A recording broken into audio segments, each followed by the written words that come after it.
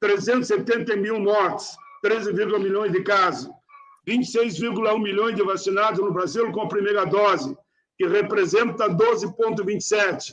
Segunda dose, estamos chegando a 6% da população, ou seja, 6% da população estariam, em princípio, imunizados. Falo agora uma introdução numa linha muito mais humanitária, que eu sei que vocês todos são sensíveis. O historiador israelense, o Aviv Harari, em recente livro, discute os dilemas da encruzilhada que a humanidade passa nesse momento.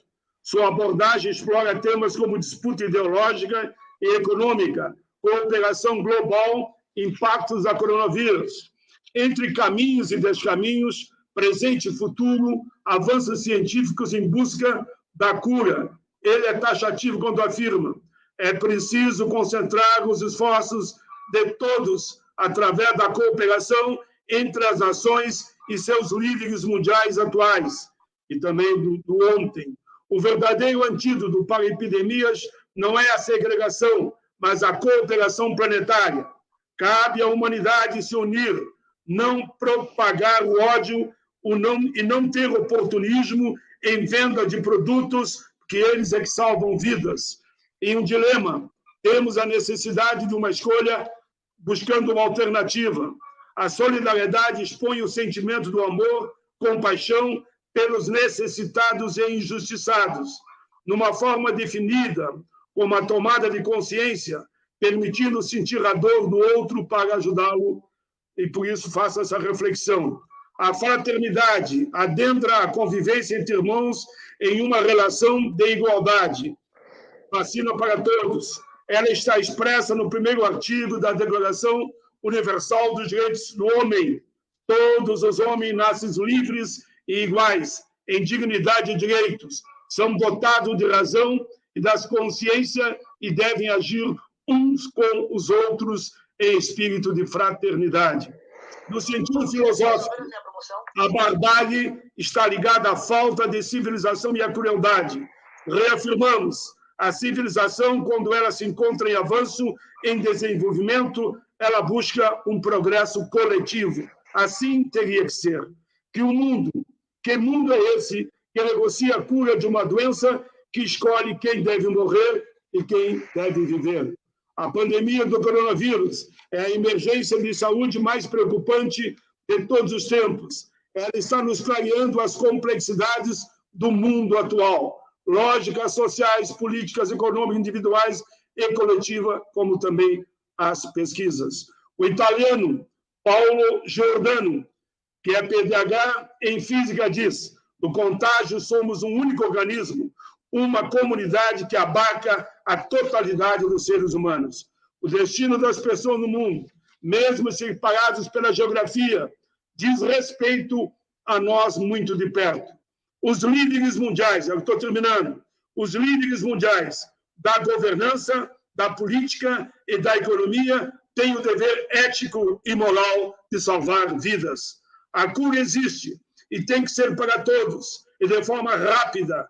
Ela não pode ser mercadoria num objeto de troca de moeda e de acordos. O PL 12, em debate com outros projetos, prevê a licença compulsória da patente de vacina no combate ao Covid-19, está na pauta para o Senado para votar na semana do dia 27.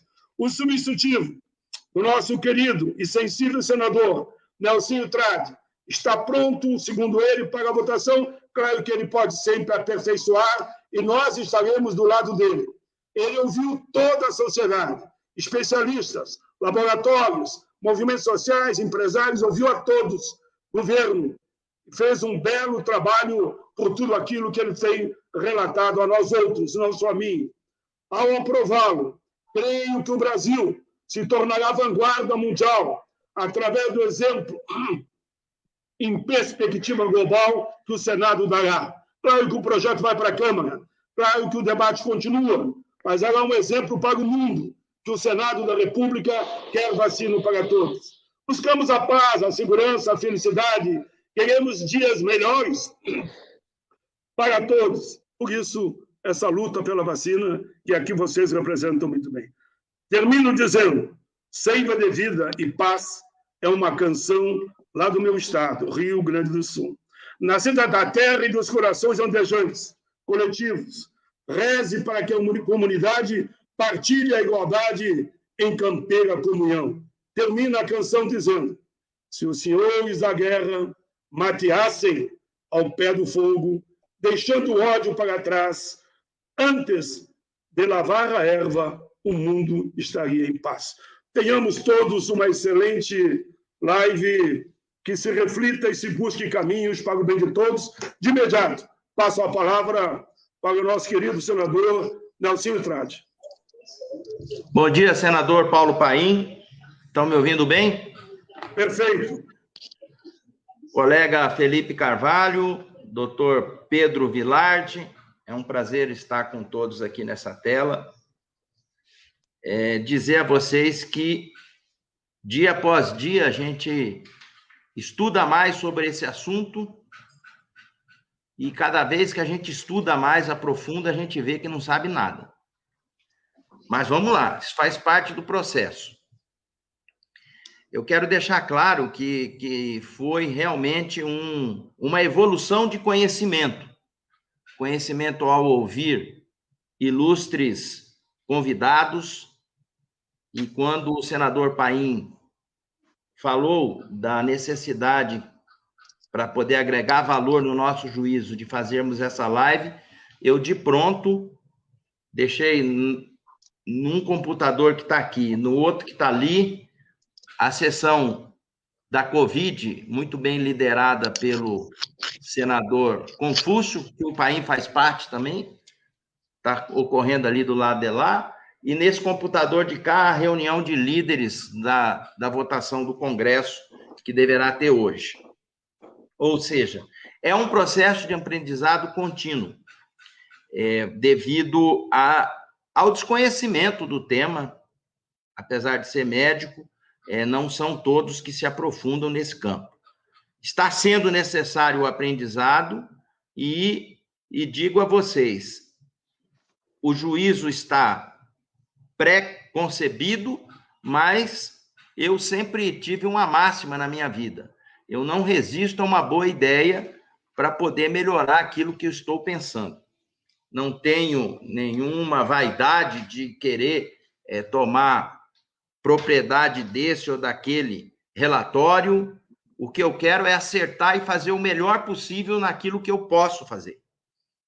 E para isso eu conto com vocês.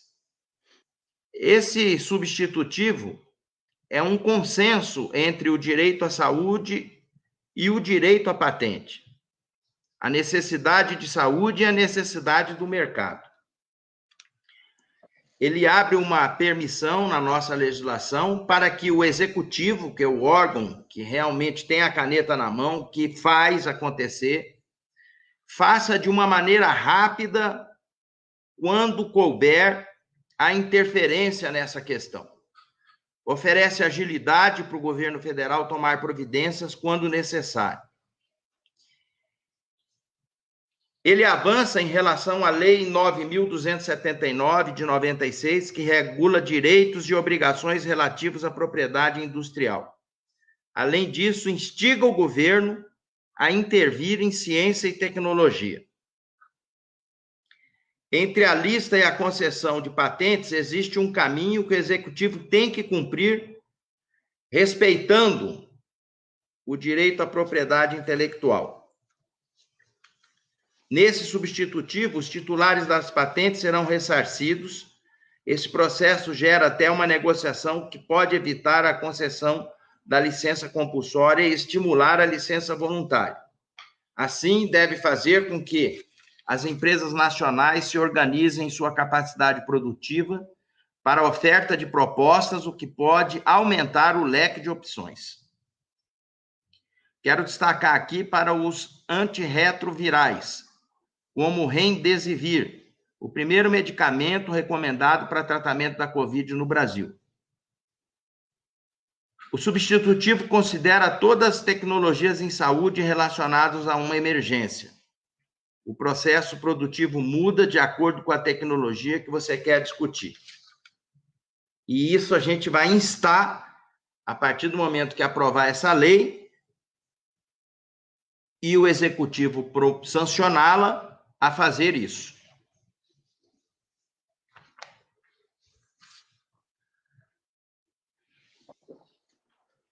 Esse substitutivo não tem a intenção de interferir na posição brasileira na OMC, tampouco na competência para gerir a saúde.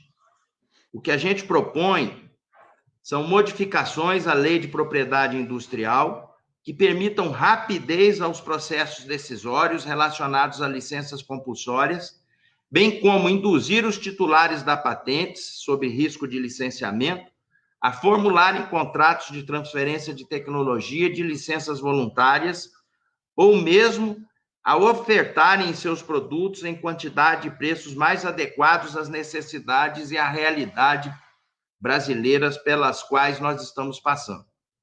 A sugestão é que o governo federal regulamente a alteração da Lei de Propriedade Intelectual para, enquanto durar a emergência em saúde, relacione aqueles produtos cujas tecnologias o Brasil comprovadamente tem capacidade de desenvolver e produzir, de maneira a garantir que a aplicação de eventuais licenças compulsórias seja realizada de forma ágil, responsável e por tempo determinado, e com garantia de remuneração aos titulares das patentes. Bom, eu vim aqui mais para poder ouvir, em função desse primeiro esboço que foi partilhado com os nossos técnicos, com os nossos assessores legislativos, com os consultores da casa. Então, sou todo ouvidos aí para poder ver, e vocês não fiquem constrangidos se achar que não serve de nada isso que eu falei, pode falar sem problema nenhum, nós estamos aqui para construir o melhor caminho a ser votado na próxima semana, que o presidente Rodrigo Pacheco nos garantiu que isso será votado na próxima semana, após essa do feriado. Paim, devolvo a palavra para você. Obrigado, senador Nelsinho, pelas considerações iniciais. Rápido, objetivo. Parabéns, parabéns. Então, vamos lá. Nós estamos correndo contra o tempo, porque eu sei que você tem uma entrevista às 11 horas, né, senador? É verdade. Lá, então. Eu tenho posso falar, né?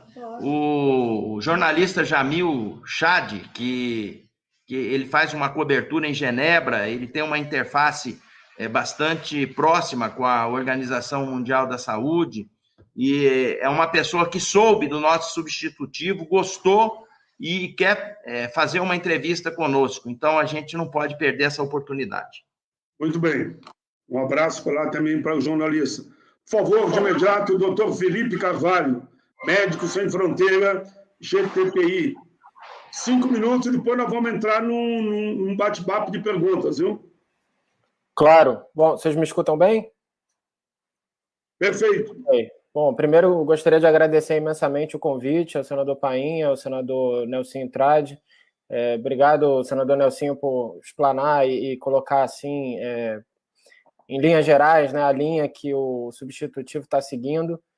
Em primeiro lugar, eu queria colocar por que a gente está tendo esse debate, né? Eu acho que a situação é muito grave porque a gente vê que esse vírus ele circula livremente, mas o conhecimento que pode conter o vírus ele não está circulando livremente, né? Ele está aprisionado por direitos de propriedade intelectual.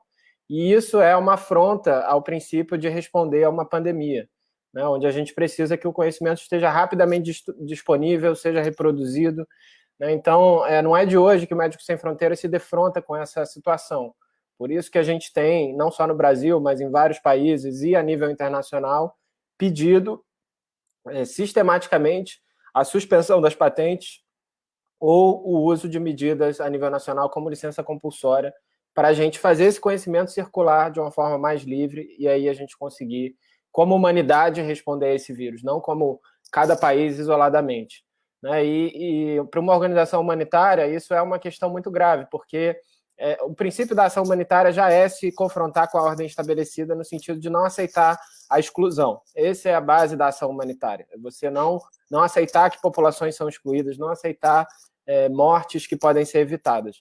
Então, naturalmente, a gente vê que nesse tema das patentes é exatamente isso de que se trata. A gente está falando de mortes que podem ser evitadas se a gente tiver uma outra abordagem.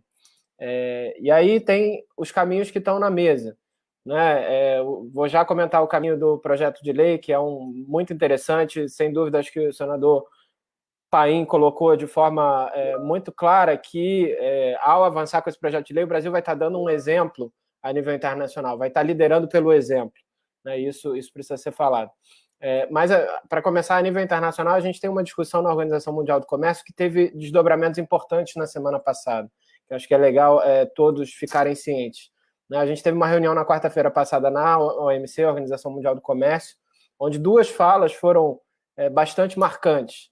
A primeira fala da diretora-geral da OMC, que apoiou com todas as letras que a negociação sobre suspensão das patentes deve avançar o mais rápido possível. Ela falou, já foram 8 reuniões, os debates não saem do lugar, a gente precisa avançar. É uma proposta da Índia, da África do Sul, muito importante, muito necessária, que precisa avançar. E é importante dizer que ela disse isso, que isso é algo que precisa acontecer em simultâneo a essa estratégia de acordos e negociações de licenças. Porque tem muita gente que tenta colocar uma coisa em oposição à outra. Ou vamos por esse caminho, ou vamos pelo outro. Ela falou, só os acordos não são suficientes. Precisamos também da suspensão. Vamos avançar com essa negociação. Então, mais uma vez, fica aqui o nosso apelo para que o governo brasileiro mude de posição. O que os parlamentares puderem fazer para contribuir para essa mudança de posição será muito bem-vindo. Em segundo lugar, teve a fala também da representante do Escritório de Comércio dos Estados Unidos, que falou pontos assim cruciais, como, por exemplo, que a desigualdade que a gente está vivendo é inaceitável, que a gente não pode repetir erros do passado, e ela mencionou especificamente a crise de acesso aos medicamentos de AIDS. Ela disse que há uma falha de mercado evidente, que as empresas também precisam fazer sacrifícios, que os governos precisam fazer reformas legais. Então, ela basicamente delineou, do ponto de vista dos Estados Unidos, né, que também é necessário que a gente avance com essas medidas nacionais, com esse acordo multilateral, tudo no sentido de criar mais espaço para o acesso a medicamentos e o acesso a vacinas. Então, há uma convergência internacional como nunca antes vista na história, e há um grande risco do Brasil ficar deslocado nessa conjuntura, né? Então, é muito importante a gente estar atento. Nos Estados Unidos tem muita movimentação em apoio à suspensão das patentes, e essa seria uma medida a nível internacional que, a nosso ver, ela contribui para a gente absorver aprendizados do passado, porque o que a gente viu em outras pandemias, e principalmente com a AIDS, é que, por mais que a gente tenha usado licença compulsória e flexibilidade, foi sempre no caso a caso, sempre medicamento por medicamento, país a país. E o que agora se está buscando é uma solução mais completa, que com uma única medida a gente consiga abarcar várias tecnologias e vários países, né? Por isso que essa discussão na OMC é tão importante. E quando a gente traz o espírito dessa discussão aqui para o Brasil, né, e está pensando em projetos de lei que vão alterar e melhorar a nossa lei de propriedade intelectual, na nossa visão é isso que também deve ser trazido, essa noção de que a gente precisa de falar de várias tecnologias, né, não pode ser um projeto de lei, às vezes, focando apenas em uma ou em outra, a gente precisa ter esse olhar amplo, né, porque no passado a gente ficou com essa abordagem do caso a caso, e muitas vidas foram perdidas nesse processo até a gente realmente fazer as licenças compulsórias darem resultado e trazerem alternativas. Foi sempre processos muito lentos, então trouxeram resultados incríveis, mas num prazo muito estendido. Então a gente acredita que, pelo que o senador Nelsinho está colocando, né, há essa noção de ter um amplo leque de tecnologias contemplado, isso é positivo. Né? E outra característica que a gente acredita que é importante, qualquer projeto de lei trazer, é essa questão do rito agilizado, né? O senador Nelsinho também colocou aí, a gente não conhece os detalhes, mas que teriam mecanismos de agilidade. Né? No nosso ponto de vista, alguma solução que seria bastante interessante é que a licença compulsória passe a ser, de fato, uma política de Estado, não uma política de governo. Né? Por isso que a ideia de, sempre que houverem pandemias, situações de emergência decretadas a nível nacional, haja um rito agilizado, específico, que a licença compulsória possa funcionar.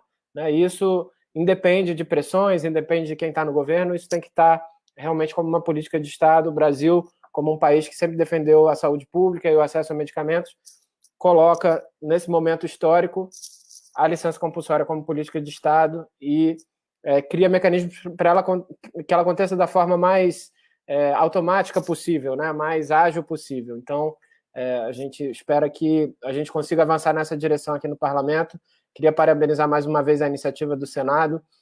Isso já está, de fato, chamando a atenção internacional. Acho que é uma movimentação que o Brasil está demonstrando que é possível não ceder a pressões e realmente fazer as modificações que são necessárias nesse momento para atender a população e salvar mais vidas. Obrigado. Agradeço o doutor Felipe Carvalho, Médicos Sem Fronteira, e como nós temos correndo atrás do tempo, eu vou passar de imediato ao doutor Pedro Vilardi, coordenador do GTPI Rebrib, e dizer que essa live é uma iniciativa dos dois senadores, viu? Tanto do autor como do relator. Nós conversamos e decidimos fazer essa live baseado na comissão que ambos fazemos parte, que é a Comissão de Refugiados. Por favor, doutor Pedro. Bom dia a todas e todos. Uma satisfação enorme estar participando dessa conversa com o senador Paim, com o senador Nelsinho Trade, aqui na figura dos dois eu saudo a todas e todas. Felipe, bom dia. Queria concordar muito com tudo que foi dito, queria salientar alguns pontos. Nós do GTPI, nós trabalhamos com esse tema de acesso a medicamentos e propriedade intelectual desde 2003. Nós somos um grupo de 17 organizações que se dedica a entender quais são os impactos dos monopólios, das patentes, sobre o direito à saúde. E nesse tempo, senadores, a gente aprendeu que sempre que há uma emergência em saúde e há monopólios, existem desigualdades. E desde o ano passado a gente vem alertando para esse perigo. A gente vem acompanhando os debates, principalmente na Câmara dos Deputados, e a gente vem alertando sobre os perigos que existiam em haver monopólios, né, para enfrentamento da pandemia de Covid-19. E é com muita tristeza que a gente vê que as desigualdades estão acontecendo, estão ceifando vidas e estão enlutando 370 mil famílias brasileiras. Isso é uma catástrofe, a gente vive uma catástrofe. E frente a essa catástrofe, senadores, como disse meu colega Felipe, a gente não pode se prender em procedimentos burocráticos, né, que retardam a emissão de licenças compulsórias. Nesse sentido, entender esse momento como um momento em que a gente precisa alargar o rol das tecnologias, né? A gente tem uma série de tecnologias sobre monopólio, a gente não fala só sobre vacina, né? A gente tem peças de respirador, a gente tem oxigênio comprimido, e claro, as vacinas estão sob monopólio, existem dezenas de pedidos de patentes para as vacinas no Brasil, né? E a gente precisa de um rito, como o Felipe falou, acelerado. As pressões que existem no mundo para não emissão da licença compulsória são gigantescas. Pessoas que defendem o lucro antes da vida. E veja que, na verdade, eu não falo só do lucro. As pessoas que defendem muito lucro. Porque as empresas que estão comercializando a vacina, elas já recuperaram, já ultrapassaram o que investiram em pesquisa e desenvolvimento, principalmente porque, senadores, os investimentos que foram feitos foram 75% de fundos públicos, ou seja, de contribuintes, de pessoas. Então, a gente não pode permitir que na hora que essas tecnologias têm que chegar às pessoas, elas não chegam porque existem patentes. Então, nesse sentido, queria saudar a coragem, né, dos senadores e senadoras que têm defendido a licença compulsória, e também deputadas e deputados, porque na última semana houve uma grande audiência pública convocada pela deputada Alice Portugal, onde houve inúmeras manifestações, dezenas de parlamentares se manifestando a favor da licença compulsória, né? Então, isso realmente tem que ser uma política de Estado, né? Isso tem que ser algo que nem executivo, nem legislativo vão ficar acuados por pressões das empresas transnacionais, essas empresas que não querem que o conhecimento circule, né? E muito se fala sobre as barreiras tecnológicas. Senadores, hoje saiu uma matéria dizendo que a empresa Moderna converteu uma fábrica de polaroides. Sabe aquela foto instantânea que sai da máquina? Que em poucos meses a empresa converteu uma fábrica antiga, desativada, de fotos para fabricar vacinas. E querem fazer a gente acreditar que aqui no Brasil a gente não consegue? Isso é parte do terrorismo ideológico ao redor das licenças compulsórias e nós não podemos cair nesse terrorismo.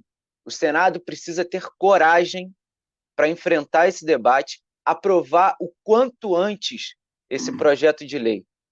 A gente precisa lembrar que a gente não está falando só de 2021, a gente está falando também de 2022 e 2023, e sabe-se lá quantos anos a gente vai precisar produzir essas vacinas numa escala gigantesca para vacinar a nossa população. E a gente também precisa lembrar, senadores, que o Brasil tem uma responsabilidade regional. Né? A gente ampliando a possibilidade de produzir vacinas no Brasil, a gente poderia ajudar outros países da América do Sul que estão lutando para ter acesso às vacinas. Né? Os dados sobre a vacinação na América do Sul são assustadores. A América do Sul vacinou 10% de sua população, mas muito porque o Chile já ultrapassou os 40%. Se a gente tirar o Chile, a média cai bruscamente. Então, a mensagem que a gente queria deixar é: pandemias não comportam monopólios. A gente só consegue enfrentar uma pandemia se o conhecimento circular livremente, se a gente tiver a nossa máxima capacidade à disposição para produzir os insumos necessários para o enfrentamento dessa pandemia. Então, a suspensão dos monopólios, e veja que eu não falo de quebrar patentes, não é nada radical o que eu estou falando, senadores. É o mínimo. Essas empresas vão ser recompensadas caso o Estado compre de outras empresas. Né? É uma modulação muito singela na propriedade. Né? É uma suspensão temporal desse monopólio. Ninguém perde a propriedade, não se trata de roubo, não se trata de expropriação. Né? Então, a gente precisa aprovar a suspensão dos monopólios para todas as tecnologias relativas ao enfrentamento do Covid no Brasil. E eu queria urgir o Senado Federal, né, em nome dos dois ilustres senadores que estão conosco, a tomar iniciativas para mudar a posição brasileira na Organização Mundial do Comércio. Ao mesmo tempo que meu colega Felipe Carvalho fala que as duas iniciativas de seguir com as conversas bilaterais de empresas para conseguir licenças voluntárias e a suspensão das patentes, de fato, não são iniciativas excludentes. Mas se a gente apostar unicamente no voluntarismo, a gente vai chegar no mesmo lugar em que a gente está agora, ou seja, nós não vamos sair do lugar. O voluntarismo das empresas, a gente precisa lembrar, existe um mecanismo voluntário já criado pela Organização Mundial de Saúde, mecanismo do qual as empresas zombaram, senadores. As empresas que deveriam distribuir as tecnologias para salvar vidas zombaram de uma iniciativa para depositar os conhecimentos e qualquer empresa ir lá e explorar aquela tecnologia. Então, a gente não pode confiar somente no voluntarismo. Nós precisamos de atitudes do Estado brasileiro, tanto internamente como nos foros multilaterais. Então, queria, mais uma vez, parabenizar a coragem dos senadores por enfrentar esse debate, que deveria ser uma coisa realmente de todo o Senado Federal. Então, concordo quando o senador Paim fala que o substitutivo do senador Nelson Trade tem que ser um substitutivo do Senado, né, e que, enfim, pode ser aprimorado. O debate público existe para isso, na verdade, senador, mas num sentido de salvar vidas e não de aprisionar o conhecimento. E queria dizer também, parabenizar pela iniciativa dessa conversa. A gente tem que falar mais e mais e mais sobre esse tema e dizer que a gente está totalmente à disposição para seguir conversando sobre licenças compulsórias. Obrigado, doutor Pedro Vilar, coordenador de GTPI Recbride. Parabéns, a sua ponderação é muito equilibrada. E como o nosso querido relator, que está construindo esse substitutivo, gostei da frase que você falou e que eu tenho insistido. O substitutivo é do Senado. O relator está construindo ouvindo a todos, aproveitando as melhores ideias do conjunto da casa. Quando eu digo conjunto da casa, é do próprio Congresso e de toda a sociedade. Senador Nelson, como Vossa Excelência tem que sair, eu gostaria de fazer duas perguntinhas muito singelas para ver a sua opinião. Primeira delas, como é que está o diálogo com o governo, que nós temos que pensar em aprovar e de preferência, não ter veto, né? Primeiro é essa, como está o diálogo com o governo? Segundo, o senhor já falou uma que eu ia fazer, a possibilidade de votação é grande a semana que vem. Palavra do nosso querido amigo e presidente Rodrigo Pacheco, né? Toda a casa tem mostrado muito carinho e respeito por ele, e ele reafirmou que, olha, essa semana não deu, que vamos ter sessão do Congresso, segunda e terça, de feriado, mas que botará em votação a semana que vem. A segunda pergunta, que é na linha do que falaram os nossos convidados.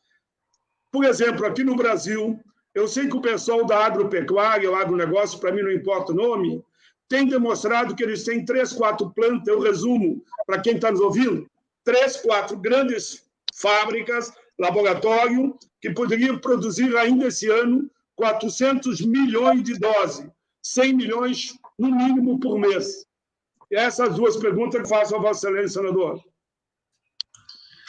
Senador Paim, da mesma forma que quando eu recebi a notícia, pela imprensa até, que eu ia ser relator dessa matéria numa terça-feira e que teria que apresentar na quarta, eu me senti inseguro de assim fazer diante da complexidade dela. E pedi um tempo que muitos acharam que fosse alguma jogada que o governo pressionou, não teve nada disso, foi justamente para enriquecer o meu conhecimento. Eu quero passar para todos o seguinte, eu estou absolutamente seguro agora. Se quiser pautar para hoje, o relatório já está pronto, eu estou pronto para poder já fazer esse relatório prosperar. E não tem lobby que vai me fazer mudar.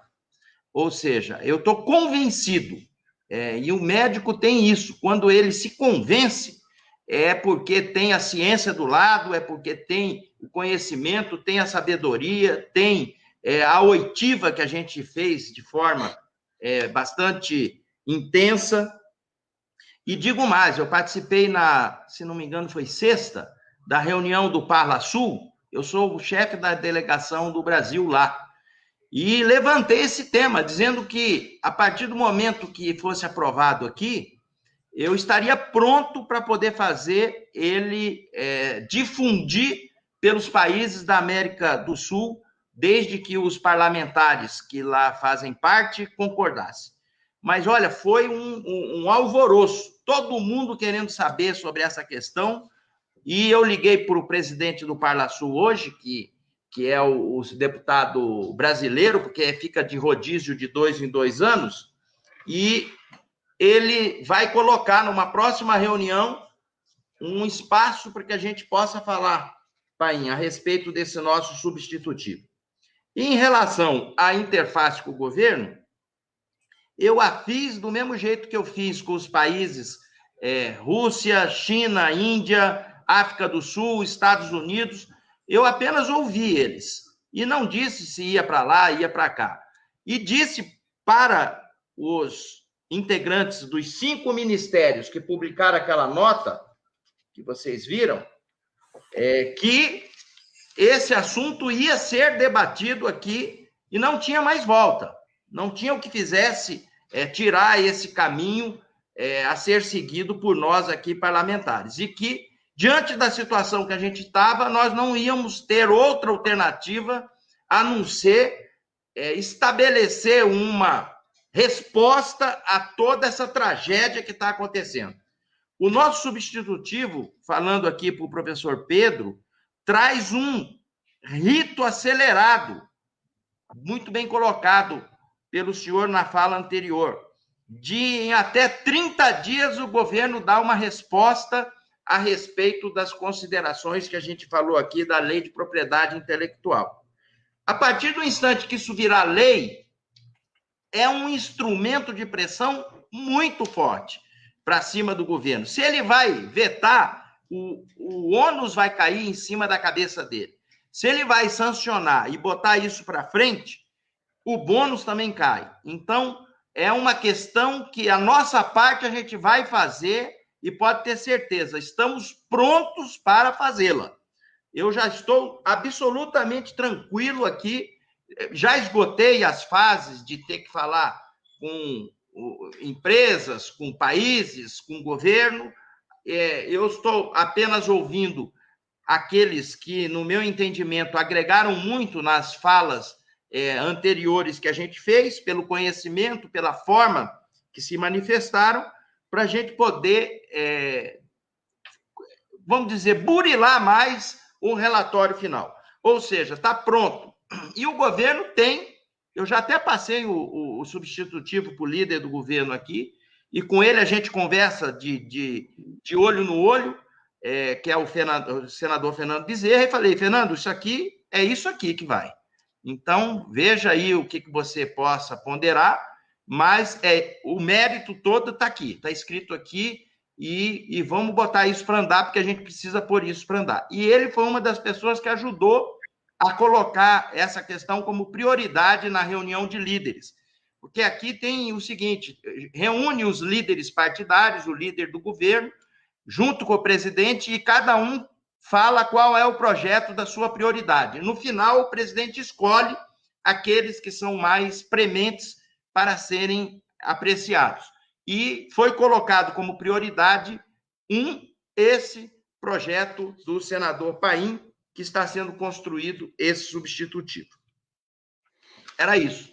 Muito bem. O professor Pedro é aquele que dá aula na PUC, do Rio de Janeiro? Doutor Pedro Marcos Nunes Barbosa, advogado especialista em propriedade intelectual, e dá aula, sim. Ele queria muito falar, para o senhor ouvisse pelo menos os 5 minutos dele inicial. Então, eu, sem comentar nada, passo a palavra para ele. Muito obrigado, só posso dizer muito obrigado, senador Nelsinho. Sabe que quando me perguntaram no Senado qual era a sua posição, ele disse para mim, desde o início, que a matéria vai a votos se depender dele. Vossa Excelência é um homem que toda a casa respeita, sua palavra e a coerência. Mas para ouvir, doutor Pedro Marcos Nunes Barbosa, por favor, advogado especialista em propriedade intelectual. A palavra é sua, 5 minutos. Bom dia a todas e todos. É um prazer estar aqui com o senador Nelsinho, com o senador Paulo, meus amigos antigos, Pedro e Felipe, que sempre lutam pelo acesso à saúde, pelo acesso à concorrência e por um dos melhores direitos dos consumidores e dos pacientes do país. Falo aqui sempre como convidado, professor da Pontifícia Universidade Católica do Rio de Janeiro, uma instituição jesuíta, uma instituição que tem na sua história uma preocupação com o ser humano, independentemente da sua religião, do seu credo, das suas práticas. Matéria de propriedade intelectual é sempre polêmica, e ela é polêmica porque ela envolve bens de produção. Os bens de produção são aqueles que afetam, em geral, as classes mais abastadas, aquilo que autores chamam de fatores reais de poder. Repito aquilo que falei na última audiência pública. Em geral, quando alguém fala em desapropriação de um latifúndio, não há grande interesse da mídia, mas quando alguém fala em licença compulsória, já começam a pipocar notícias dizendo e taxando senadores e deputados como se fossem quebradores de patentes e outros qualificativos menos apropriados a um instituto tão simples de direito administrativo como é a licença compulsória, que é praticada à torto e direito, inclusive em países como a Alemanha, que até por decisão judicial, recentemente já decretou licença compulsória de patente na área farmacêutica. Então, repito, não estou falando aqui de países que não têm uma economia de mercado, estou falando de países como Estados Unidos da América, como a Alemanha, que tem na sua história, seja pelo poder legislativo, como aqui é o caso, seja até pelo poder judiciário ou pelo poder executivo, decretarem licenças compulsórias quando é o caso. Uma preocupação que eu tenho de qualquer projeto, especialmente projetos construídos coletivamente, como é o caso, de partidos de ideologias diferentes, mas que querem o bem comum do brasileiro e do Brasil, é uma preocupação de não nos esquecermos não só da patente, mas do que acontece na área regulatória. Porque muitas vezes o licenciado compulsoriamente, ele tem a autorização para produzir, para receber a tecnologia, para haver a transferência tecnológica, para receber um insumo farmacêutico ativo, mas ele começa a ter um problema com a Anvisa. Porque, repito, qualquer medicamento, ele precisa de registro sanitário, e registros sanitários não são tarefas simples. Então, nada basta ter a licença compulsória se chegar à Anvisa e ela pôr na fila comum, que às vezes demora 1 ano, 2, para que haja o registro sanitário. Seria um caso de licença compulsória em que o produto do licenciado compulsório não chega no mercado, a não ser depois que a pandemia já tenha terminado. Então, um ponto muito importante de qualquer projeto de lei, no Brasil ou no exterior, que trate dos direitos de propriedade industrial, é não olvidar de fazer o vínculo regulatório. Inclusive pelo fato de que a produção dos dossiês clínicos tem fase 1, fase 2, fase 3, e a Anvisa corretamente é extremamente exigente com isso, mas é possível, se se usar as mesmas tecnologias, longe de apenas falar em bioequivalência e biodisponibilidade, é ter uma forma mais célere de trâmite, porque sendo a tecnologia absolutamente o mesmo, e ser simplesmente um licenciado de um registro sanitário já efetuado, há formas relativamente simples, que não gerem perigo ao paciente, de vincular licença compulsória com registro sanitário abreviado, simplificado. Alguns países do mundo, quando decretam licença compulsória, já decretam as duas coisas, do registro sanitário principal e da patente. Então, não é incógnito, mesmo no direito brasileiro, por exemplo, a Lei 10.603, que fala dos dados de testes para medicamentos veterinários e de dados de testes para produtos agroquímicos, ela prevê uma hipótese de licença compulsória do dossiê também. Não é só da patente, que interdita a tecnologia, mas a ideia do dossiê, que são as informações sensíveis das pesquisas de campo. Então, é muito importante que qualquer projeto de lei vincule as duas áreas, a regulatória, Anvisa, com a administrativa do Instituto Nacional da Propriedade Industrial, porque a licença compulsória fica averbada como um documento público, republicano, facilitando a fiscalização dos royalties e abreviando o acesso ao medicamento. Como fala final, para respeitar os 5 minutos, senador Paulo e senador Nelsinho, eu chamo a atenção que, em geral, a maior preocupação e a maior resistência de um dono da patente não é propriamente da lógica de ser licenciado ou não. A maioria deles não quer fazer licença por nenhum preço no mundo, porque enquanto ele é, de fato, monopolista, não se sabe exatamente qual é o custo produtivo. E aqui tem um outro problema regulatório muito importante, é que medicamentos no Brasil têm preço regulado pela CMED, a Câmara de Medicamentos. Só que esses preços são regulados com base em informações prestadas pelo dono da patente. E nem sempre os preços batem. Às vezes a quem vende mais caro, às vezes a quem diz que o processo produtivo é mais caro do que é. E quando você tem um licenciado compulsório, você perde o controle sobre quem sabe dos dados, dos custos produtivos. Em geral, é esse o receio do dono da patente. Porque se ele vai receber royalties, ele não tem receio. Mas ele tem receio de não ser mais o único que sabe qual é o preço do custeio do seu medicamento. Então, aqui é um problema de assimetria informacional. E o controle sobre as informações, que muito além de uma discussão de ele continua sendo dono da patente, portanto não é uma desapropriação, tampouco é uma questão de preço, porque raramente alguém é remunerado por meros pedidos de patente, mas é uma questão de domínio informacional. Então, para terminar, a conexão entre regulação e propriedade industrial é fundamental em projetos de lei que queiram a emancipação nacional e não a dependência internacional. Muito obrigado, Nelsinho e Paulo. Tudo bem, doutor Pedro Marcos Nuno Barbosa, advogado especialista em propriedade intelectual. Sem comentário, mas entendendo o tempo do nosso relator, pois nós continuaremos. Eu passo a palavra de novo para o relator, se ele quiser fazer alguma pergunta, a consideração vai deixar. Eu sei que vai ter compromisso em seguida. Por favor, isso. Relator, senador Nelsinho Trade. Como o repórter está em Genebra, a entrevista vai ser de lá, eu tenho que respeitar o fuso horário, e ele me disse que só poderia ser feita essa entrevista às 11 horas, horário Brasília. Eu vou ter que me retirar, mas eu fiquei muito feliz com o que todos falaram, agregou mais valor aqui ao nosso trabalho. Eu pediria a licença para, no privado, se eu puder falar ou com o Pedro Vilardi, ou com o Felipe Carvalho, ou com o professor Pedro Barbosa, que me deixem à vontade para assim fazê-lo, porque nós ainda temos esses dias para a gente poder fechar toda essa questão, e a hora que eu tiver ela fechada, eu vou partilhar com o senador Paim, que é o autor da matéria, para a gente poder juntos aqui fazer a força política para isso poder andar para frente, que é o que a gente precisa. Do mais, agradecer a todos.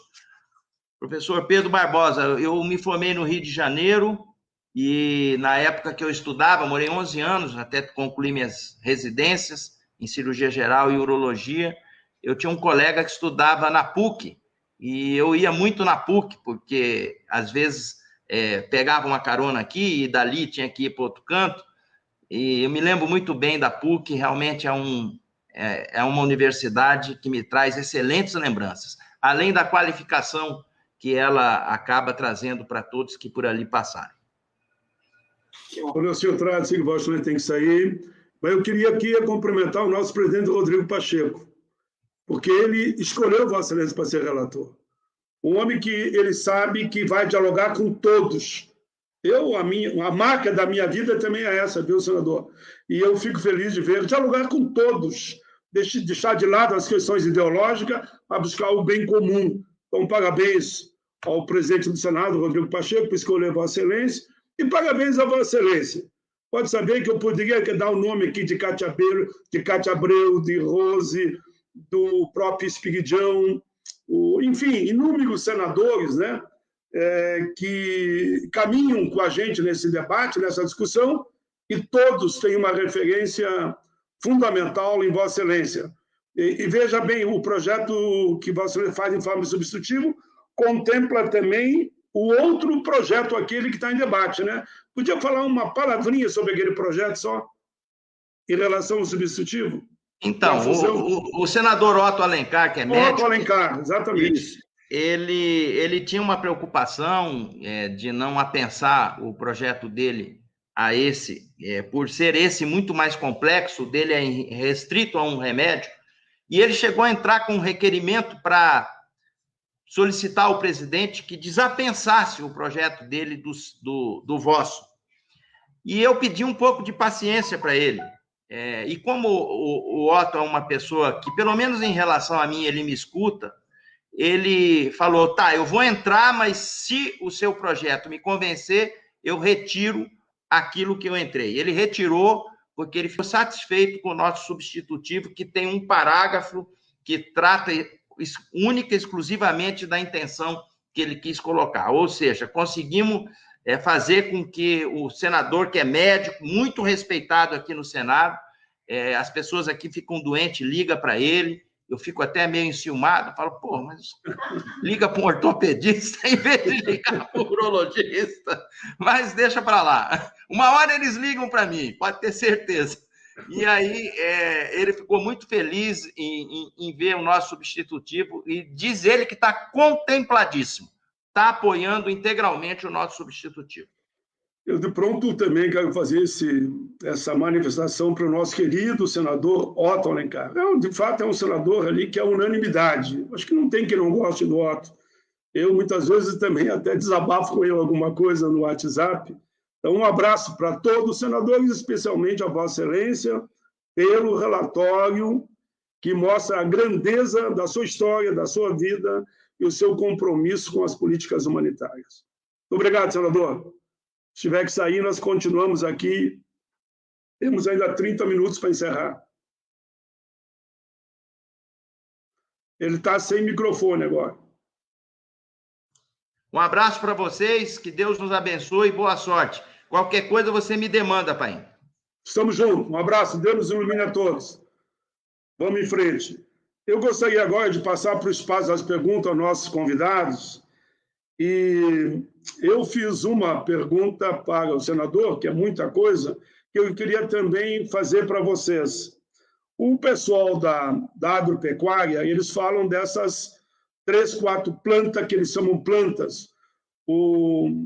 Eles me falam muito que se chegar a sementinha, eles falam a sementinha, a tecnologia, né? Eles têm condição de produzir 400 milhões de doses em, no máximo, 3 meses.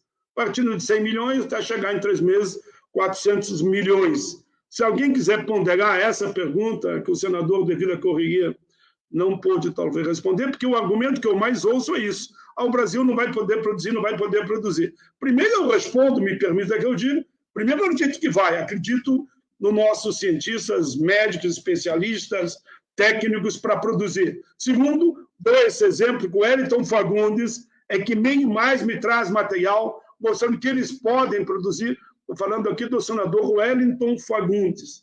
O Wellington Fagundes que me traz esse material, inclusive por escrito, da própria entidade desse setor do agronegócio, como a gente fala, né? Eu queria ver a opinião rápida de vocês e depois eu tenho algumas perguntinhas para os três ainda. Alguém quer falar sobre isso? Felipe, de repente, comenta você que está acompanhando bastante debates tecnológicos sobre o RNA mensageiro. Isso. Bom, eu acho, senador Paim, que para responder essa pergunta a gente tem que olhar o que está acontecendo no mundo, né? Então, esse argumento de que não é possível, de que é muito complexo desenvolver vacinas, ele é comum, mas eu acho que ele está sendo cada vez menos verídico, né? Menos, assim, ele está caindo em desuso, se a gente olha alguns exemplos. Primeiro, o que eu queria comentar é algumas das empresas que hoje estão comercializando vacinas não são empresas que tinham experiência com vacinas antes. A própria AstraZeneca não era uma empresa tradicionalmente focada em vacinas. A BioNTech, na Alemanha, era uma empresa especializada em tratamento para câncer. Enfim, várias dessas empresas rapidamente se adaptaram para começar a focar mais em vacinas, né? Isso é algo que está acontecendo, que tem evidências disso.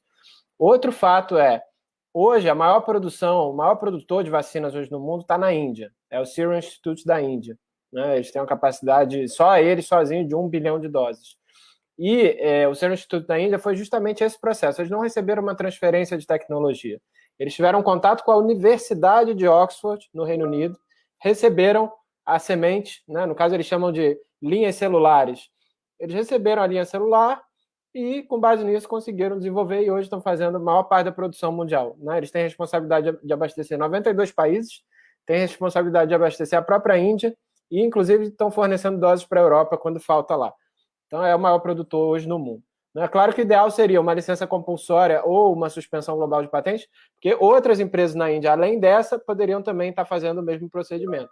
E a gente teria muito mais vacina e não teria essas notícias. Faltou lá, agora o governo indiano está proibindo a exportação. Lá só tem um produtor que está com essa tecnologia. Se tivessem vários, talvez a situação fosse diferente. E é isso que a licença compulsória traz. Outro exemplo são as vacinas de mRNA, que são colocadas assim como vacinas muito complexas, é muito difícil de dominar essa tecnologia, mas a gente também, ao mesmo tempo, vê relatórios, até aqui no Brasil tem um relatório do próprio Instituto Nacional de Propriedade Intelectual, INPI, que fala que, na verdade, são tecnologias cuja produção é mais simples, mais barata e mais rápido, e, inclusive, mais fácil de adaptar para as variantes. Não é isso porque não lida diretamente com os micro-organismos. Então, as fábricas são menos complexas, inclusive a gente já acompanhou na Alemanha procedimentos onde uma fábrica que nem era para vacinas foi adaptada em 4 meses e começou a produzir esse tipo de vacina. Então, exemplos existem de que é possível, né, onde há uma capacidade e onde há acesso à informação tecnológica, de fazer em pouco tempo esse desenvolvimento. Então, não conheço especificamente as condições dessas instalações aqui no Brasil, do setor da agricultura, mas com base nesses exemplos internacionais, eu acho que é possível sim afirmar de que há caminhos para fazer, de um ponto de vista nacional, ágil, esse tipo de procedimento. Né? Nos parece que tudo indica que sim. É bom lembrar, se você me permitir, como eu estou, digamos, envolvido até a cabeça e a alma e o coração nesse tema, e que eles falaram, inclusive, na comissão especial que tem no Senado, do convite, e reafirmaram e documentaram. Ninguém contestou eles, viu?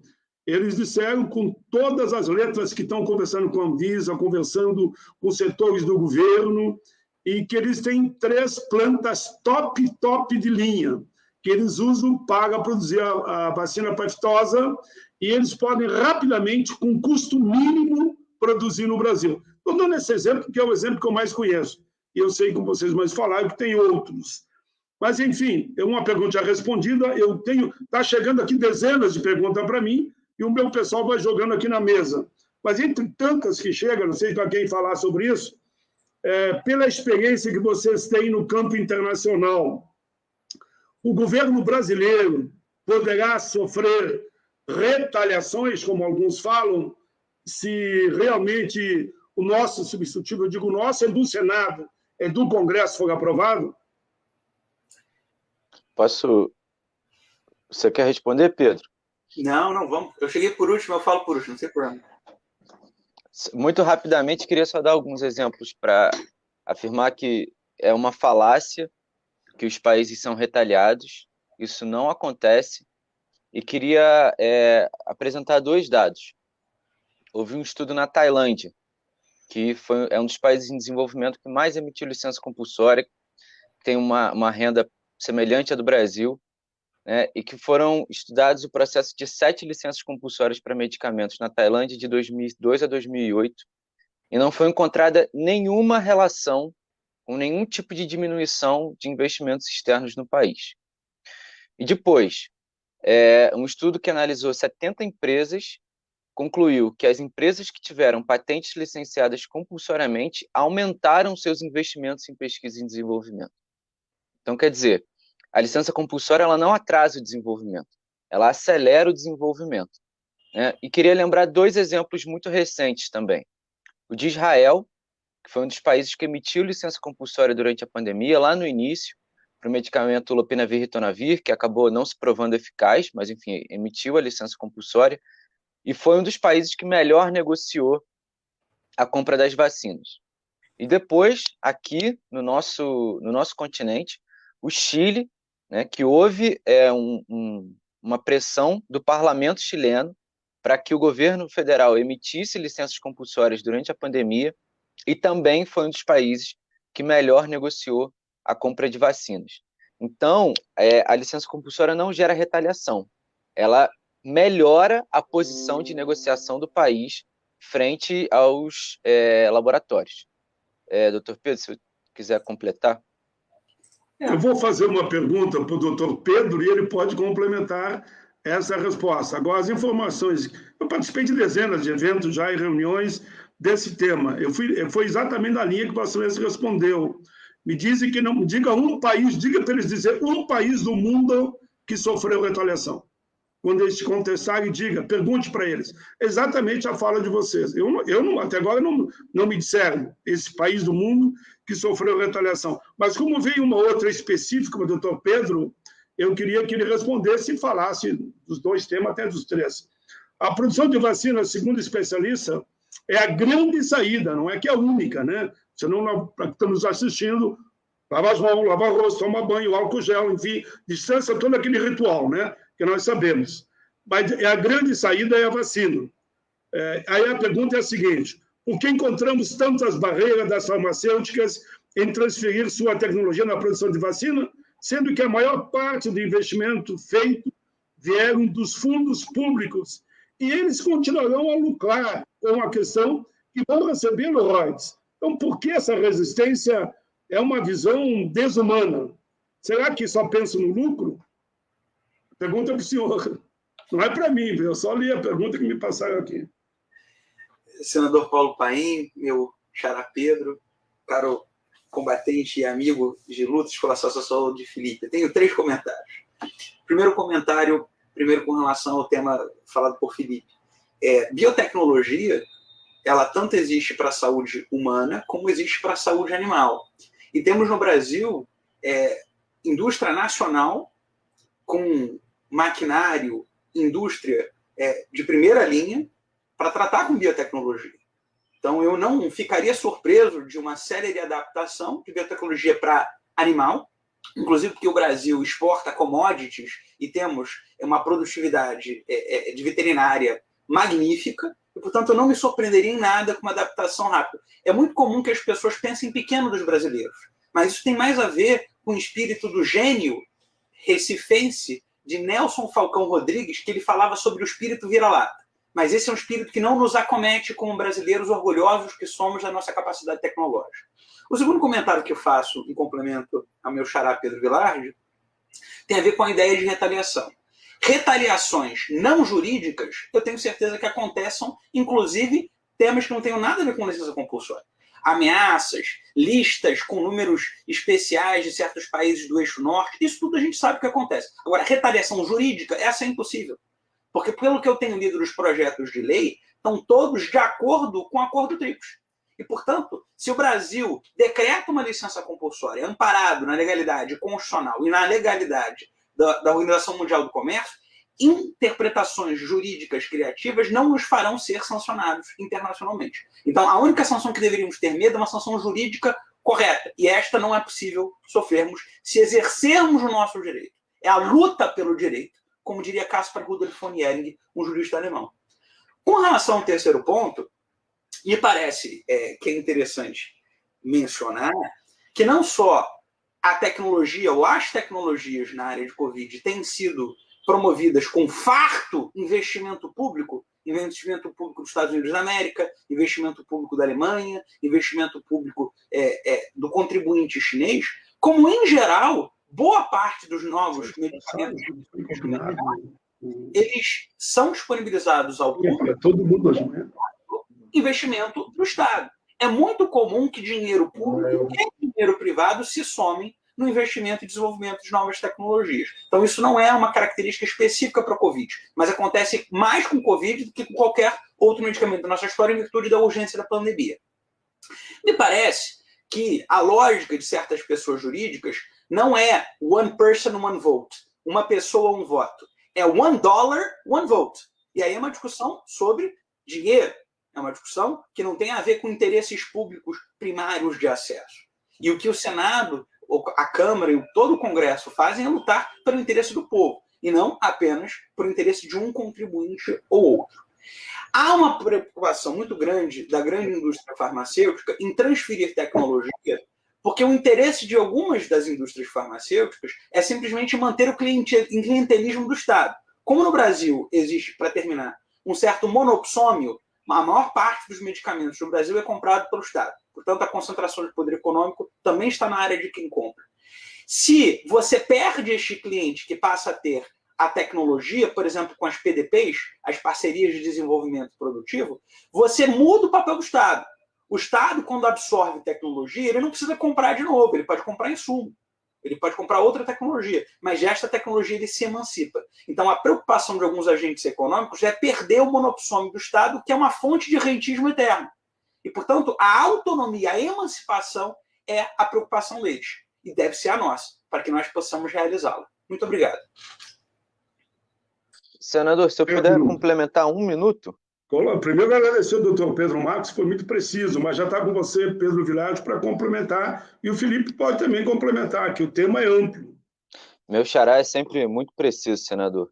Eu queria só fazer uma observação, perdão, muito rapidamente. O Brasil emitiu uma licença compulsória em 2007 para o medicamento efavirenz. E de todos os estudos que foram feitos, a única consequência dessa licença compulsória foi a economia em 5 anos de mais de 100 milhões de dólares. Ou seja, 100 milhões de dólares deixaram de ser gastos pelo SUS porque o Brasil passou a comprar versões genéricas do medicamento efavirenz. Não houve retaliação, não houve retirada dos investimentos da Merck, não houve fechamento de fábricas. A única consequência da licença compulsória é a garantia do direito à saúde. Doutor Felipe, quer fazer algum comentário ainda? Não, acho que podemos passar para outra pergunta, se tiver mais ainda. Não, tem claro que tem. Aqui tem pergunta para os 3 convidados. Uma delas que chegou aqui, o pessoal bate e me traz aqui. As enfermidades que abalam as multidões são a capa exterior do que o mundo passa internamente. A humanidade pede socorro, anseia pela cura desses vírus fatal. Porém, os interesses econômicos têm impedido esse objetivo comum. Quais os caminhos ou o caminho para atingirmos essa meta com a maior brevidade, salvando milhares de vidas no Brasil e milhões no mundo? Eu creio que vocês vão reafirmar o que foi dito em matéria da importância da vacina e os cuidados básicos. Mas tem mais uma. 2, pela experiência dos senhores no plano internacional, vocês acreditam que o governo brasileiro acabará mudando de posição lá na OMC, considerando que a OMS assim pede, considerando que a lista, inclusive eu recebi uma hoje, onde está Fernando Henrique, Luiz Inácio, enfim, os senadores e deputados dos Estados Unidos, tem uma lista de 300 parlamentares europeus e de grandes ganhadores de Oscar, desde o Oscar da Paz, como o Oscar no mundo do cinema e das artes. Enfim, a aprovação da licença compulsória no OMC poderá ainda ocorrer? E qual é o significativo disso para os setores pobres e mais vulneráveis? Responda agora aquela que acharem mais apropriada. Certo. Bom, eu vou tentar começar, então, pela segunda, né? Eu acho que a importância para os países mais pobres é essencial, é urgente. A gente teve a apresentação dos dados mais recentes da OMS. Hoje, de todas as vacinas que já foram distribuídas, cerca de 80%, 82%, se eu não me engano, está nos países mais ricos e 0,2% está nos países mais pobres. Não? São mais ou menos 700 milhões de doses. E a gente tem essa desproporção terrível, essa inequidade que é, inclusive, um risco de saúde pública global, porque quanto mais inequidade a gente tiver no acesso a essa vacina, mais tempo a pandemia vai se prolongar e mais risco a gente tem de que surjam variantes que vão colocar em risco toda a humanidade. Então, é absolutamente urgente que isso seja aprovado na OMC, porque isso cria, a nível internacional, isso que o Brasil está tentando criar com os projetos de lei, né? O Brasil tem que seguir nessa direção dos projetos de lei, mexer na legislação nacional, mas essa proposta da OMC, ela expande para o mundo inteiro essa ideia de compartilhar os conhecimentos, de ampliar e diversificar a produção e de alcançar a todos e todas, né? Porque hoje tem muita gente excluída e essas pessoas vão continuar excluídas se a gente não fizer nada nesse momento, né? Então, o momento das tomadas de decisão política é agora e a gente vê que na OMC tem cada vez mais convergência. Como eu falei aqui na minha fala no início, próprios Estados Unidos estão sinalizando que tem concordância, ou que pelo menos entende que a proposta deve ser negociada sem oposição. A fala da representante dos Estados Unidos na semana passada ficou muito clara isso, diretora da OMC também incentivando os países a seguirem adiante com essa negociação. Então o Brasil está realmente correndo o risco de ficar isolado numa esquina infeliz da história, né, se não mudar essa posição no quanto antes possível. E a gente tem reunião agora na OMC essa semana, quinta-feira, dia 22, já é uma oportunidade do governo brasileiro se posicionar, rever as suas colocações, e em maio também, logo em maio, tem reuniões importantes, mais amplas da OMC sobre esse tema. Então, oportunidades não vão faltar para o Brasil realmente rever, porque realmente isso foi uma posição também tomada sem consulta, né? Esse esforço que os parlamentares estão fazendo, de construir um substitutivo, consultar vários setores, a gente não viu isso acontecer em relação a essa posição brasileira para a OMC, né? De consultar a sociedade, o que a sociedade pensa. Claramente a sociedade está manifestando que isso é uma das soluções que a gente precisa buscar. Não é a única solução, ninguém aqui quer ser iludido de que essa é a única barreira. Como o doutor Pedro colocou, existe a questão regulatória, existe a aprovação dos produtos, existem vários outros fatores. Mas se a gente não dá esse passo, né, a gente vai estar repetindo os erros do passado que causaram muitas mortes. Então, é essa a mensagem. Então, a sociedade do Brasil e de vários outros países está realmente indicando isso. E os governos eles têm que estar atentos ao que a sociedade quer, ao que a população pede, né, e com isso definir sua posição. E acho que é esse processo que a gente tem que estimular aqui no Brasil. Doutor Pedro, acho que seria a pergunta que eu vi aqui na tela agora, que são tantas que entram, e realmente eu não tenho condição de resolver, então vou passar por cima. Eu pergunto tudo que vem aqui, eu pergunto. Ele perguntou aqui, já saiu da tela, mas eu guardei. E todos os contratos feitos até o momento em matéria de transferência, voltou para a tela, como ficam os contratos de transferência de tecnologia em cursos? É uma pergunta, eu sei que é emblemática, mas senão é aquela velha história, vamos dizer, como eu defendo, né, a suspensão de imediato, vamos dizer que o país não faz as perguntas que venham numa outra linha de entendimento até. Eu acho que aí é mais para o senhor, viu, doutor Pedro Marcos Nunes. Tudo bem, eu estava fazendo para saber qual era o Pedro, porque todos aqui somos doutores de alguma maneira. Bom, primeiro, a licença compulsória, ela não é uma suspensão dos direitos do dono da patente. Ela é simplesmente uma inoponibilidade relativa ao licenciado. Ou seja, o dono da patente continua podendo impedir todo mundo sem a sua licença, com exceção do licenciado compulsório. Então, isso em nada afeta eventuais contratos de transferência de tecnologia, porque se o dono da patente, ou o dono do pedido da patente, transferir para o Butantan ou para a Fiocruz, e além disso, aquela tecnologia objeto de licença compulsória, o que a gente vai ter é a possibilidade de 3 fornecedores, diretamente do dono da patente ou do depositante da patente, do licenciado voluntário, mais do licenciado compulsório. Isso é super favorável, porque temos uma capacidade ociosa hoje em dia. A gente tem fábricas que poderiam estar fabricando e não estão porque não têm a licença. Então, isso amplia acesso. exatamente a alta quantidade de demanda e a insuficiência de oferta é que legitima, mais uma vez, diante de quem tem fome tem pressa, quem tem doença tem pressa, a necessidade de licença compulsória. Então, isso não só não afeta os contratos de transferência de tecnologia, porque os direitos do dono da patente não são afetados, apenas há uma remuneração e sai de um monopólio para um duopólio. Isso é favorável à economia capitalista. Isso não é um discurso socialista, isso não é um discurso comunista, isso é um discurso capitalista. Quanto mais oferta, a priori, vai atender de maneira mais equilibrada à demanda.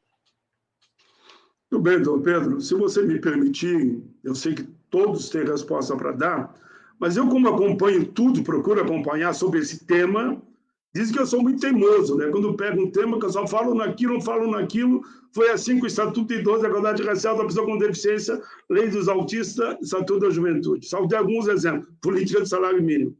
Mas eu assisti hoje, no Globo, um podcast, como eles falam, a quebra de patentes e um esforço para ampliar a oferta de vacinas. É uma matéria bem equilibrada. Não puxa para lado nenhum, mas eles ouviram o pesquisador Paulo Bus, da Fiocruz. Eu vou ler aqui algumas afirmações deles e pôr um comentário de senhores. O Brasil, na OMC, se uniu à posição do Reino Unido, Estados Unidos, Suíça, e assim como outros países ricos, que abrigam matrizes de grandes farmacêuticos e que resistem muito à ideia. Segundo os laboratórios, alegam que desestimula o investimento na inovação. Pois bem, depois ele tem outra, entre aspas, que eu vou colocar aqui. As empresas são muito duras na defesa de sua patente. Na maior parte dos casos, olham para os dividendos e consideram muito pouco as dificuldades da população. Se quiserem fazer algum comentário, senão eu continuo com algumas citações dele. Posso continuar? Vou resumir bem. Aí diz ele, porém, globalmente, sim, a Índia tem capacidade de produzir o IFA e as vacinas do Pfizer como RNA mensageiro, e o Brasil poderia se beneficiar com isso. O Brasil precisa apoiar essa iniciativa na OMC. Os chineses também estão bem próximos de produzir as vacinas RNA, mensageiro, produzida pela Pfizer. O Brasil deveria voltar o leito da sua tradição mais brilhante no Itamaraty. Aí ele diz ainda, no Itamaraty, e não fazer um confronto com o país pela lei dos BRICS, é preciso não colocar a ideologia na frente dos interesses sociais e econômicos do Brasil. Esse é alguns comentários que ele faz. Algum de vocês quer comentar? Se eu puder, muito brevemente, senador Paim, doutor Pedro Vilar. Só localizar essa tradição da qual o doutor Bush fala, eu acho que tem um dos seus grandes momentos na negociação da Declaração de Doha sobre Tríplice Saúde Pública, que foi uma declaração assinada no âmbito da Organização Mundial do Comércio, que fala que os países podem e devem adotar licenças compulsórias e que os direitos humanos não devem estar submetidos aos direitos de propriedade intelectual, pelo contrário. Essa é uma declaração da Organização Mundial do Comércio de 2001, que o Brasil teve um protagonismo impressionante em articular essa declaração. E depois, toda a trajetória brasileira no âmbito da Organização Mundial de Saúde, procurando formas diferentes de incentivar a inovação em saúde, que não passassem unicamente pelas patentes. O Brasil foi protagonista, o Brasil liderou essas discussões em âmbito multilateral, e realmente essa posição brasileira na Organização Mundial do Comércio, a gente deseja que seja um triste ato, que brevemente a gente consiga recuperar o nosso protagonismo, porque o Brasil é fundamental nessas discussões. A posição brasileira, ela, sem dúvida, desequilibra o debate para um lado ou para o outro.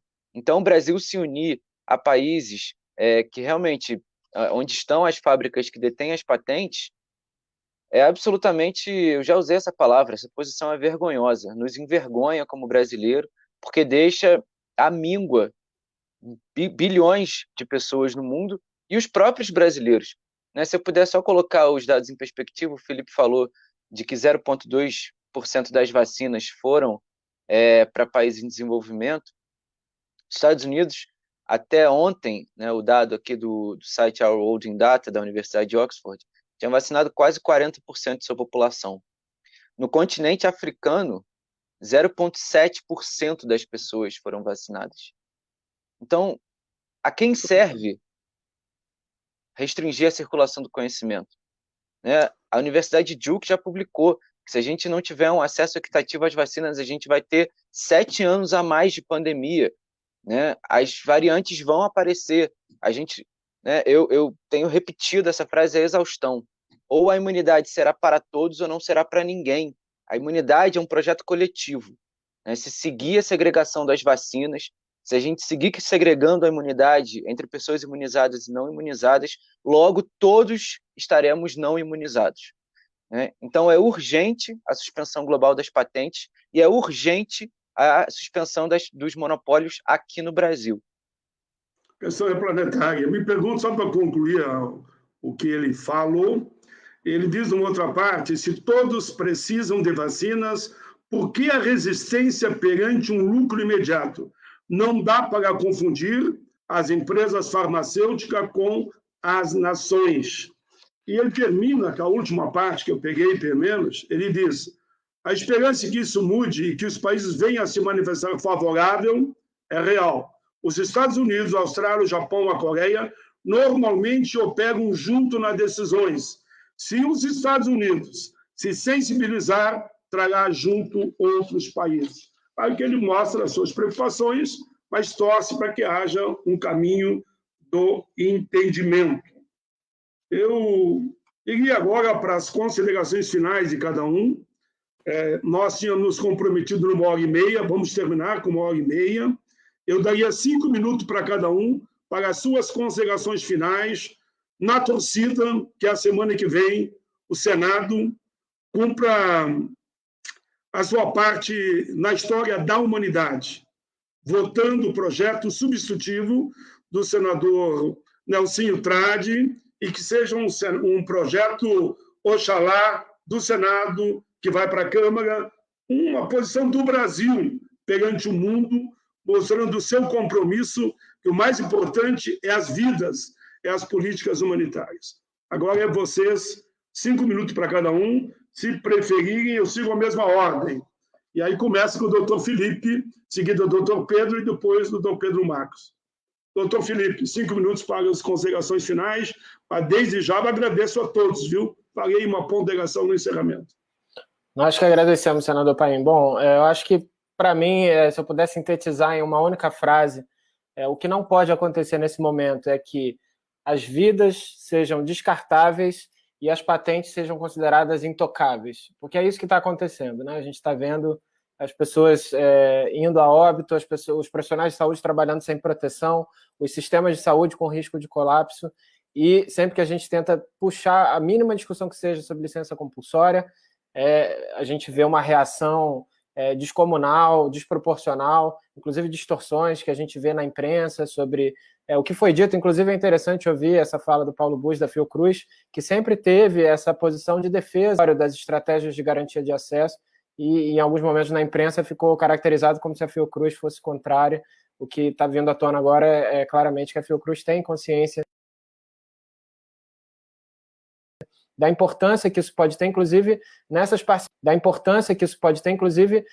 parcerias com países como a Índia, como a China, até para ter mais acesso a opções de transferência de tecnologia de plataformas que a gente ainda não tem no Brasil e que esses países certamente estão já avançando e poderiam, né, num outro ambiente, compartilhar com o Brasil. Então, é muito importante essa reflexão, porque mesmo quando a gente fala suspensão internacional das patentes, parece um termo extremo, mas isso também é uma medida modesta, branda, temporária, limitada a determinados direitos, limitada a determinadas tecnologias. Isso está previsto na OMC, então ninguém está falando nada aqui de subverter o sistema de patentes. A gente está falando que vidas não podem continuar sendo perdidas da maneira que estão sendo perdidas, e a gente ficar preso num discurso ultrapassado de que a patente é intocável e que se você mexer uma vírgula na legislação, todo o sistema de inovação vai ruir. O que a gente precisa urgentemente é, de fato,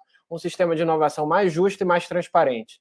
Então, eu acho que isso é um efeito colateral também de qualquer projeto de lei que avance, de qualquer medida internacional, é a gente sair de um obscurantismo, sair de um discurso ideológico sobre a inovação e entrar, de fato, como o Dr. Pedro Barbosa colocou muito bem, né? A partir do momento que você divide aquela tecnologia, que você tem outros produtores, começa a ficar mais transparente o custo, o investimento na pesquisa, e isso tudo tem que ser de conhecimento público. A gente precisa ter um sistema de inovação que seja mais justo e transparente. Isso é fundamental para a gente enfrentar outras doenças também, né? Então, que com essa pandemia a gente aprenda não só a dar as mãos como humanidade e resolver essa crise do ponto de vista científico e de acesso à tecnologia, mas que esse aprendizado também permaneça para outras pandemias, para que a gente possa, a partir de agora, lidar com saúde de outra maneira, priorizar sempre a saúde acima de qualquer outra prioridade, e também ter um aprendizado coletivo, né, sobre como o sistema de inovação pode funcionar melhor. Eu acho que a gente tem muito a ganhar com esse debate, a contribuição do Senado é inestimável nesse momento, e a gente espera que isso avance o quanto antes possível para a gente, como o senador colocou muito bem, para o Brasil voltar a liderar pelo exemplo. Obrigado. Muito bem, doutor Felipe Carvalho, agradeço muito a sua participação, brilhante como sempre. Eu aproveito o seu gancho para dizer, e para mostrar que não tem nada ideológico, como alguns tentam mostrar, que primeiro elogiar o senador José Serra, porque ele lá atrás foi um dos que quebrou a patente do HIV. E sabe que ele mandou, eu tomo a liberdade de dizer aqui, se ele estiver assistindo, sabe que é com o carinho que eu tenho a você, senador. Ele mandou uma correspondência, algo nesse sentido, para que, se eu concordava em fazer uma homenagem, ser um dos que está homenageando a Butantan. De pronto eu respondi que sim, para ninguém querer confundir as coisas, e mandei essa minha mensagem, né, de apoio àquela homenagem que vai ao Butantan, e faço a mesma coisa para a Fiocruz, que participei com eles em algum debate, e sempre nessa posição de muito equilíbrio.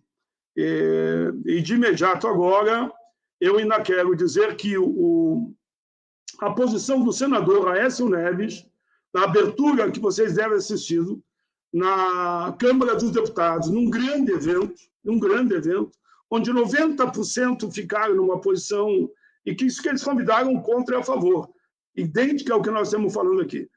Brilhante o discurso do senador Aécio Neves, como também, porque eu falo dele porque ele é presidente da Comissão de Relações Exteriores da Câmara, como também da senadora Cátia Abreu, presidente da Comissão de Relações Exteriores no Senado.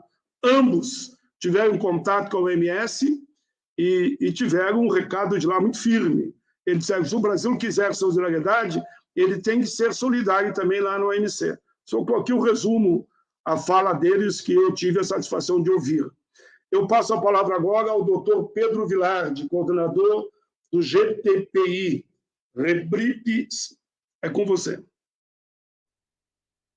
Muito obrigado, senador. Queria também agradecer por esse convite, parabenizar pela organização desse debate tão importante, e dizer que nós, do GTPI, estamos muito confiantes de que a licença compulsória e que a suspensão dos monopólios em escala global são o caminho para ajudar o Brasil e o mundo a sair dessa pandemia, né? A experiência mostra que monopólios prejudicam o direito à saúde e que em pandemias isso é ainda mais grave.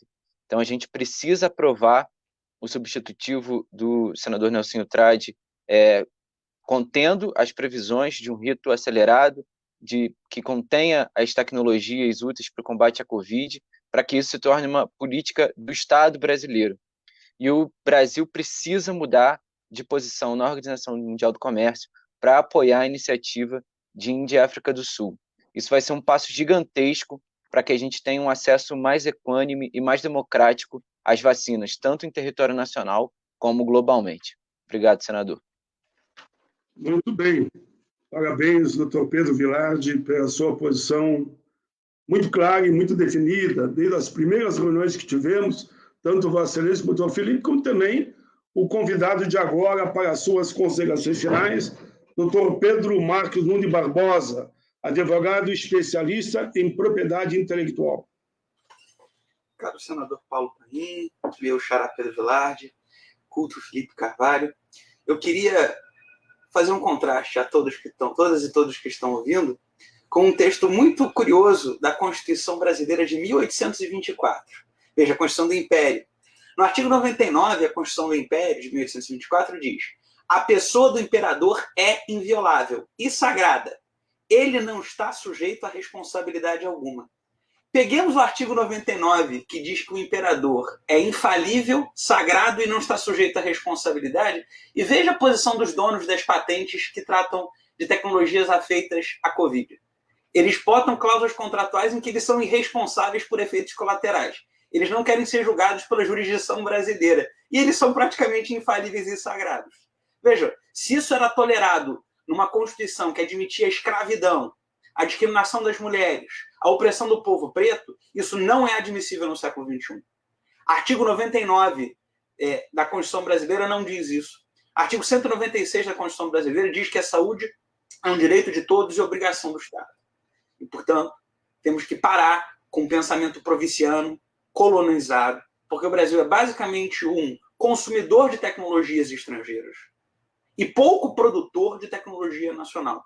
Aliás, tenho lido notícias que cada vez mais o orçamento do Ministério da Saúde tem sido decupado a ponto de, basicamente, abolir a pesquisa no Brasil para quem estudou na USP e na UERJ como eu, ou seja, custeado pelo contribuinte, estudei, fiz meu mestrado, meu doutorado, meu pós-doutorado, com base na contribuição da pesquisa e inovação. E menos pessoas terão as mesmas oportunidades do que eu. Então, dono da patente não é inviolável. A patente não é sagrada. E eles devem ser responsabilizados, sim.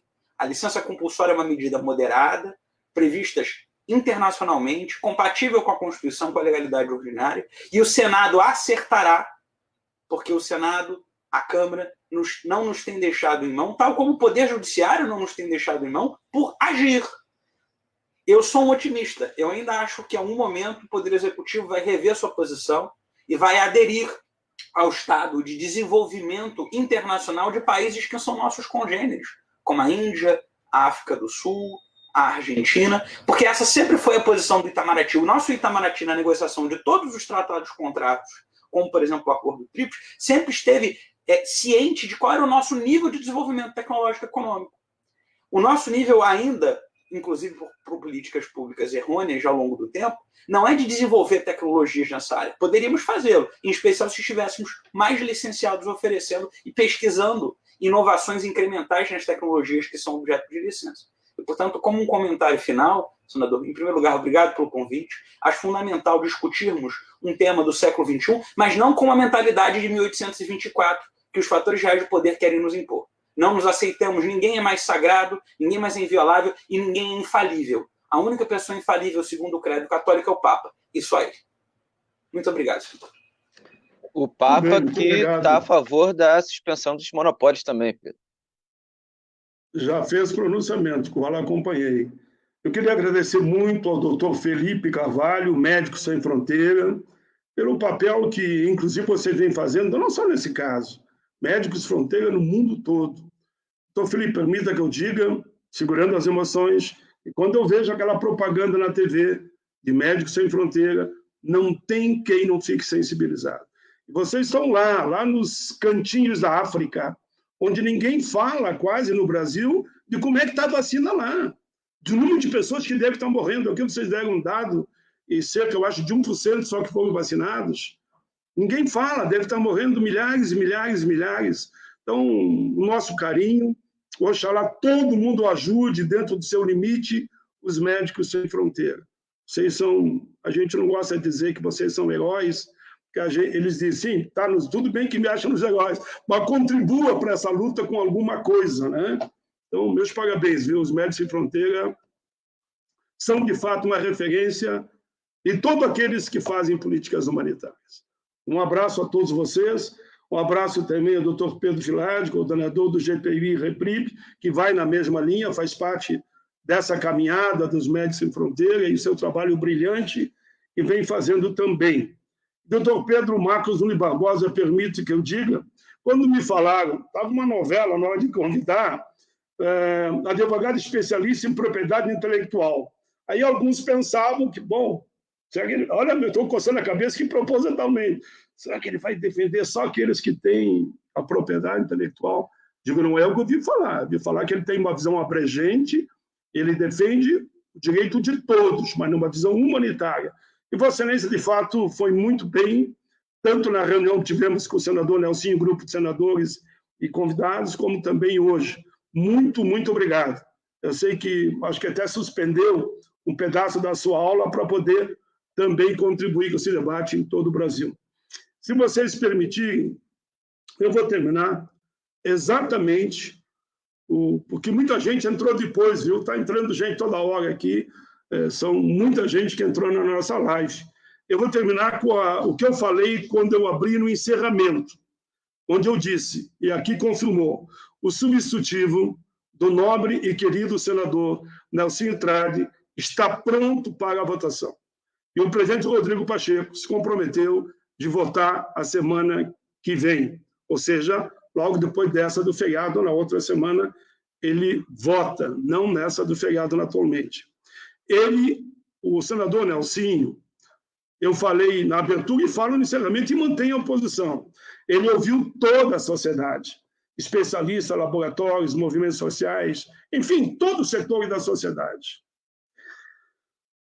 Ao aprová-lo, o substitutivo dele, que é o CEO da sociedade brasileira, creio eu, o Brasil se tornará vanguarda mundial através do exemplo em perspectiva planetária. Eu abri dizendo e vou terminar.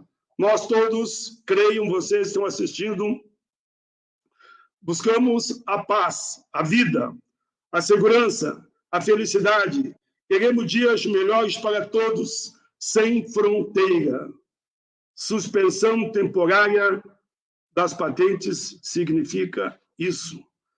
Aí eu termino com uma coisa bem gaudéria, lá do meu Rio Grande. Eu amo o meu estado, como cada um de vocês ama o seu estado, ama o país e ama o planeta, porque o planeta é a nossa casa.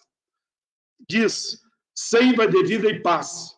É uma canção lá do meu Rio Grande, nascida da terra e dos corações antejantes coletivos.